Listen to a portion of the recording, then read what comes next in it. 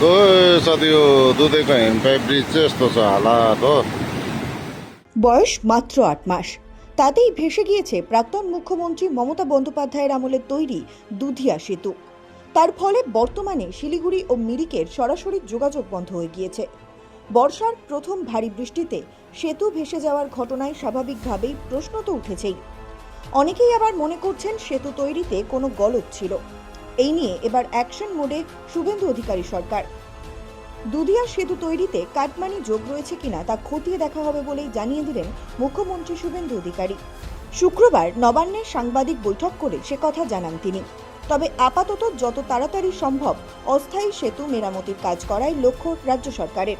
একটা ব্রিজ আমাদের ড্যামেজ হওয়ার জন্য, এটা গতবারেও 2025-এ হয়েছিল, আপনারা জানেন অক্টোবর মাসে, দুধিয়া ব্রিজ যে ভেন্টেড কজওয়ে কমপ্লিটলি ওয়াশ আউট হয়েছে।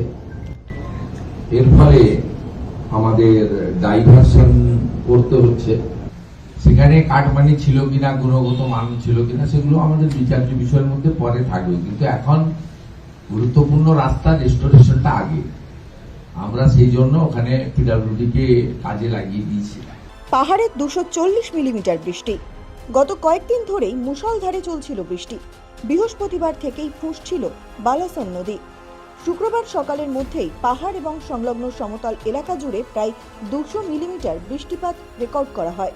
এই বিপুল পরিমাণ বর্ষণের জেরে পাহাড়ি নদী বালাসনের জলস্তর হু হু করে বাড়তে শুরু করে।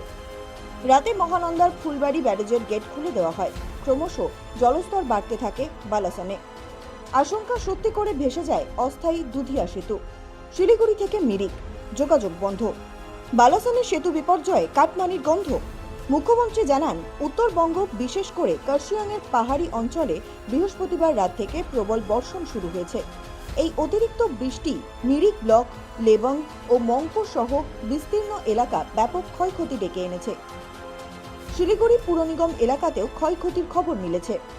জাতীয় সড়কের একাধিক জায়গায় ধস নামলেও যুদ্ধকালীন তৎপরতায় তা ইতিমধ্যেই পরিষ্কার করে রাস্তা সচল করা হয়েছে। ছোট ছোট ল্যান্ডস্লাইড গুলো হয়েছে, আপনাদের জানিয়েছি আমি। সেগুলোতে NH 10 এর উপর যেগুলো হয়েছে, আমাদের NH 110-এ যেগুলো হয়েছে, এগুলো অনেকগুলো জায়গায় হয়েছে। এগুলো আমরা কিন্তু সবগুলোই নর্মাল করে দিয়েছি। আর পর্যটক আটকে থাকার কোনো ইনফরমেশন অন্তত জেলা প্রশাসনের কাছে নেই। পুলিশ আর জেলা প্রশাসন কোঅর্ডিনেট করে কাজ করছে। তবে দুর্যোগের জেরে বালাসনের তীব্র স্রোতে দুধিয়ার অস্থায়ী সেতুটি সম্পূর্ণ ধুয়ে মুছে সাফ হয়ে গিয়েছে। আর এই ঘটনাতেই ক্ষোভ প্রকাশ করে দুর্নীতির তদন্তের ইঙ্গিত দিয়েছেন মুখ্যমন্ত্রী। তিনি বলেন, বৃষ্টির কারণে নদী ফুলে ফেপে উঠে সেতু ভেসে যেতেই পারে, কিন্তু মাত্র 7-8 মাসের মধ্যে একটা নতুন তৈরি সেতু এভাবে কিভাবে ভেসে গেল? এই সেতু নির্মাণের ক্ষেত্রে কোনো রকম কাটমানির কারবার জড়িয়েছিল কিনা তা খতিয়ে দেখতে উচ্চ পর্যায়ে তদন্ত করা হবে। এখন গুরুত্বপূর্ণ রাস্তা রেস্টোরেশনটা आगे। सरकार में तो हर चीज में दादा कटमनी मैं इन्वेस्टिगेशन करूंगा, लेकिन देखिए एक बार ये तो शुरू हुआ है, मौसम में पहले ही हुआ है।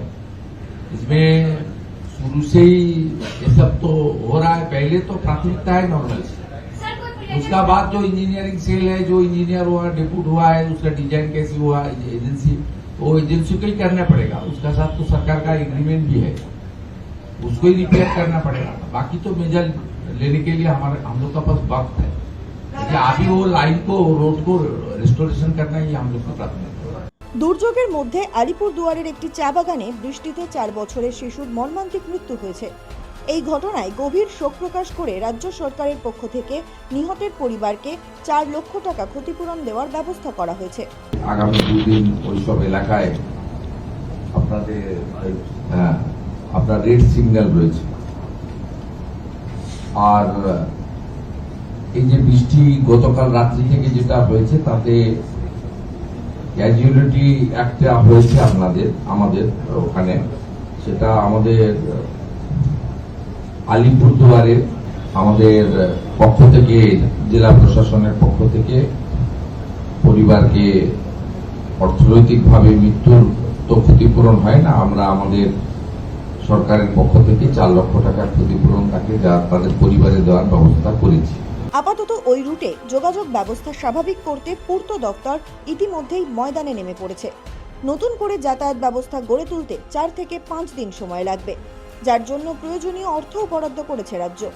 পিডব্লিউডি অলরেডি কাজটা টেক আপও করে নিয়েছে। 4-5 দিন লাগবে। 2025-এ যে ডিজাস্টার হয়েছিল সেই রকম যাতে বড় কিছু না ঘটে, ব্যাপক প্রাণহানির ঘটনা না ঘটে,